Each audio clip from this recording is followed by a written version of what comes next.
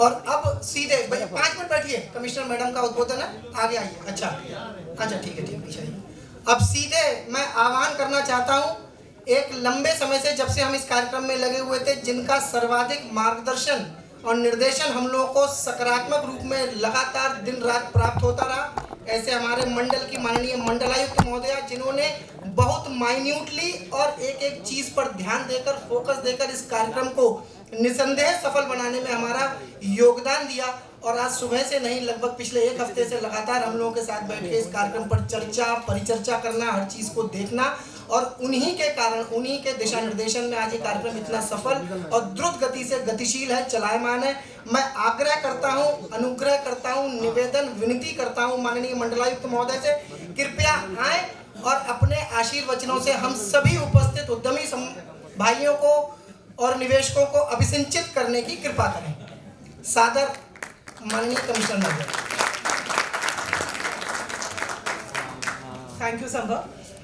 मंच पे उपस्थित DM Bareilly Shivkant ji, Indian industries association, central UP chamber of commerce and industry, Laghu Udyog Bharati, Indian medical association and UP chamber of commerce and industry society, सभी इन सारे हमारे जो प्रतिष्ठित उद्योग से रिलेटेड हमारे सारे ऑर्गेनाइजेशंस हैं, आपके सभी के पदाधिकारीगण, सभी के मेंबर्स, यहाँ पे उपस्थित हमारे मोस्ट इम्पॉर्टेंट एंटरप्रेन्योर्स, जिसके लिए ये समिट का आयोजन कब से चल रहा है एंड फाइनली आज हो गया with lot of changes and dates. Thank you so much. First of all a big congratulations to the entire organizing team for doing this very beautifully. I'm sorry, I forgot to mention Indian Medical Association, and Pagrani ji is giving me a big stare from there. So, एक अरसों के बाद एक ऊर्जा आई है, एक स्फूर्ति आई है, जिससे we anticipate कि ये जो प्राचीन काल से बहुत फेमस नाथ नगरी के रूप से जाने वाली बरेली बहुत तीव्र एक गति से एक उद्योग नगरी का एक खिताब पाने वाली है। This is what we have to aim for, और उसी को एक सामूहिक रूप से आप हम सब मिलके किस तरह से हम अपनी नाथ नगरी को, इसकी प्राचीनता, इसकी हिस्टोरिक वैल्यू, इसकी स्पिरिचुअल वैल्यू को कायम रखते हुए उद्योग के एक वर्ल्ड में, उद्योग के स्टेज में हम किस तरह से इसको, बरेली को उभारे, यही अपने आप में एक चैलेंज है। और इसी चैलेंज को पूरा करने के लिए आज सब लोग यहाँ पे एक साथ सुबह से मिलके आज ही नहीं बैठे हैं, परंतु लगभग 1 माह से इसकी एक प्रक्रिया चल रही है, जिसके लिए डीएम साहब और डीएम साहब की team, Rishi, everybody, CDO who is not here right now, everybody has worked very strongly across hours, across the months. इसके लिए आप सब लोग बहुत बधाई के पात्र हैं। इसमें व्हाट इज मोर इम्पोर्टेंट, आज का कार्यक्रम क्यों इम्पोर्टेंट है? आप सब जानते हैं कि माननीय प्रधानमंत्री जी का एक विजन है to create a $5 trillion economy by the year 2025। इस विजन में प्रत्येक राज्य की एक अहम भूमिका है। उत्तर प्रदेश राज्य क्यों इतना अहम है? आप जानते हैं कि सबसे बड़ा राज्य है पूरे कंट्री में, with a population of 28 crore. ये पॉपुलेशन के साथ Uttar Pradesh is equivalent to the 6th largest country in the world. तो अगर सारे कंट्रीज की आप तुलना करें तो यूपी अपने आप में 6th लार्जेस्ट कंट्री है। ऐसी स्थिति में हमारा नेशनल जीडीपी को कितना कंट्रीब्यूशन है? मात्र 8%।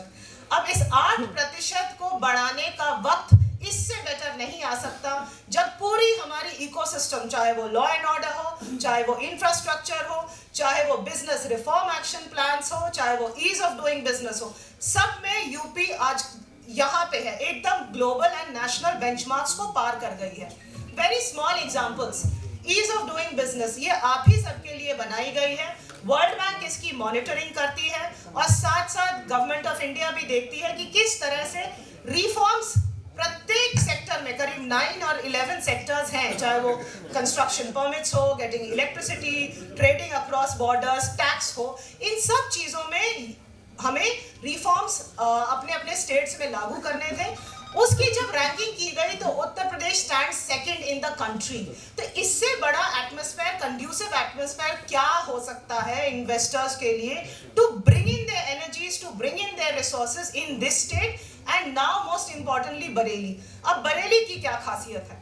बरेली का, जैसे डीएम साहब ने कहा, एक सिचुएशनल एडवांटेज है right between the entire stretch of Delhi and Lucknow in that entire national highway वाली जो कॉरिडोर है, Bareilly stands right in the centre. Secondly, Bareilly का एक पहले से ट्रेडिशनली उत्तराखंड की एक गेटवे मानी जाती रही है। What are the other advantages जो Bareilly always had so far? Medical hub already बन चुका है एंड क्लासिकली ये केटर करता है पूरे उत्तराखंड को, and the between that entire reason of Delhi and Lucknow पूरा मेडिकल हब ऑलरेडी एस्टैब्लिश्ड है। टेक्सटाइल्स यहाँ की ऑलरेडी पॉपुलर है। Handicrafts, zari zardozi, including your बांस, बेत, ये सारी चीजें हैंडीक्राफ्ट्स ऑलरेडी पॉपुलर है और established in that national map of India. तो ये ऑलरेडी आपके पास एक बेस है। सेकंड बेस क्या है? बिकॉज यहाँ पे फर्टाइल लैंड है, एग्रीकल्चर इज वेरी रिच, और साथ साथ definitely the agro processing industries यहाँ पे बहुत फ्लरिश कर गई हैं। आप पूरे रीजन में, पीलीभीत हो गया, बरेली हो गया, शाहजहांपुर हो गया, दिस एंटायर रीजन। तो ये सारी ऑलरेडी एडवांटेजेस हैं। अब व्हाट इज न्यू? ये सारी तो आपको पहले से ही पता है, ये हमारे बोलने की जरूरत नहीं है क्योंकि मैं तो अभी जुम्मे कुछ दिन हुए हैं आई हूँ। नाउ नई चीजें क्या हैं, इस पे थोड़ा फोकस करें। अब देखिए, infrastructure for growth of industry, what do we need? We need classic infrastructure, modern infrastructure जो एकदम स्टेट ऑफ द आर्ट हो। इंफ्रास्ट्रक्चर में अगर आप सड़कें देखें, सारी जगह 6 लेनिंग हो रही है, all from all our corridors, चाहे वो दिल्ली हो, चाहे वो लखनऊ हो, चाहे वो नैनीताल हो, चाहे वो बदायूं की तरफ हो, हर जगह हमारी एनएच की जो कॉरिडोर्स हैं ये बढ़ती जा रही हैं। अनदर गुड न्यूज, जो आधी रिंग रोड हमारी बनी हुई थी फ्रॉम झुमका टू इन्वर्टिस, वो भी अब पूरी रिंग रोड का प्रस्ताव भी जा चुका है। Very soon, hopefully we are pushing it in national highways, वो भी बन जाएगी। तो very soon you will have a full ring road across your Bareilly city. I hope हो जाए, अब इसके बाद नहीं तो तालियां वापस देनी पड़ेगी।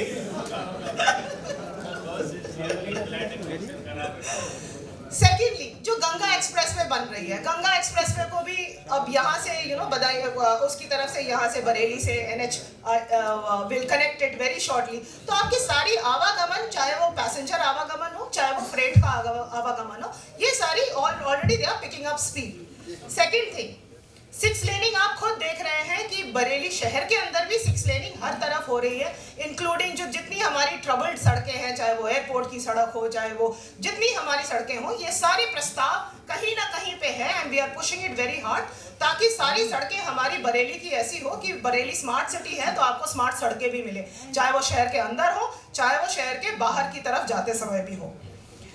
नाउ फाइनली, एयरपोर्ट आपके पास ऑलरेडी है, so there is nothing more to say. उसमें खाली ऑब्वियसली जब इंडस्ट्रीज आएगी, जब इकोनॉमिक ग्रोथ आएगा, तो जाहिर सी बात है अभी खाली 3 ही सेक्टर्स में फ्लाइट्स चल रही हैं, तो उसमें भी डिमांड बढ़ेगा, उसमें भी आपकी फ्लाइट्स इंप्रूव होंगी। Now what are we doing for the industry? Mega food park already बन रही है, so there is a mega food park जो विच इज कमिंग अप, जो गवर्नमेंट की तरफ से बनाई जा रही है। We will want more and more industries, जो इन्वेस्टमेंट आ रही है वो मेगा, जो एग्रो प्रोसेसिंग वाली है, to avail the benefits of the mega food park. Second, IT park, जो ITR कंपनी है यहाँ पे भी एक IT park is proposed। 20,000 square metres, 20,000 square metres में IT पार्क बनना प्रस्तावित है।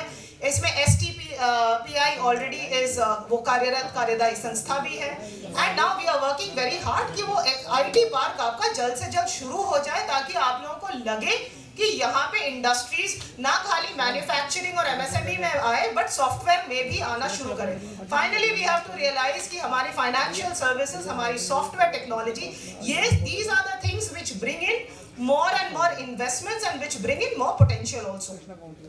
तो ये तो हो गई आपकी पार्क्स की बात।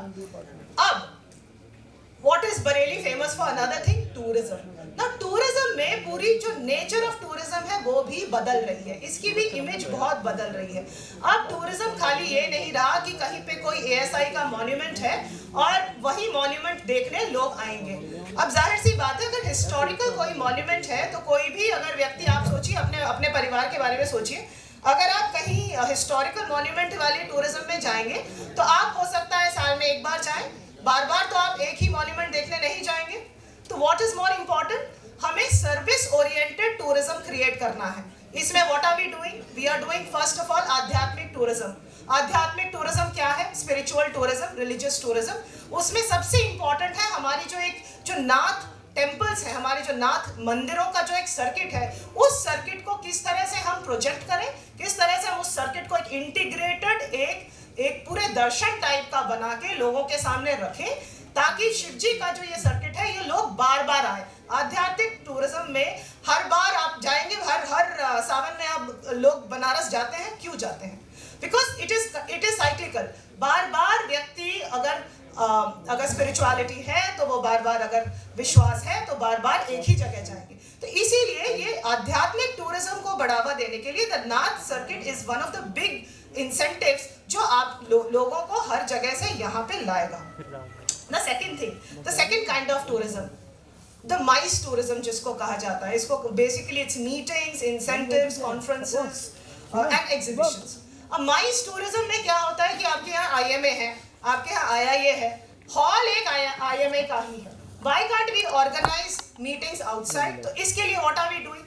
जब हमें conferences, exhibitions और ये meetings करनी है, तो ये generally क्या होता है? Then we have to develop state of the art auditoriums, convention centres, exhibition grounds.